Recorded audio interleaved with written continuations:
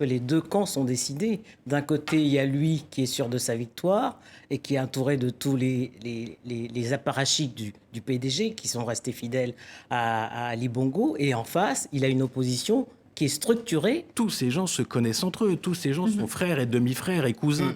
Ils ont des neveux et des nièces. Donc, non, mais il y a des possibilités, peut-être, qui nous échappent, d'une espèce de dialogue plus ou moins complexe dans les excusez-moi du terme, dans les chambres, pour trouver une solution qui serait une espèce de solution négociée. Mais c'est peu probable. Il y a un demi-frère d'Ali qui, il y a quelques jours, a appelé pour l'alternance, en faveur de l'alternance, Christian Bongo. Donc déjà, le clan est fissuré, mais il est fissuré même depuis la mort d'Omar Bongo. Parce que Ali n'a pas entretenu les relations avec le clan Bongo. Il a des relations orageuses avec ce clan-là. Et c'est pour ça que le vote clanique dans le Haut-Ogooué est un mythe.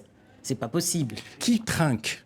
Qui paye ? C'est les gosses que vous voyez là dans la rue qui se font tirer dessus ou qui deviennent de la chair à canon pour les uns ou pour les autres. Il faut qu'il y ait des propositions qui soient crédibles et qu'on sorte de ces débats quand même de règlement de compte, parce que ça revient à ça, dans des élites qui vivent dans des sphères. En Afrique centrale, depuis les indépendances, c'est pratiquement les mêmes qui sont encore au pouvoir 56 ans plus tard.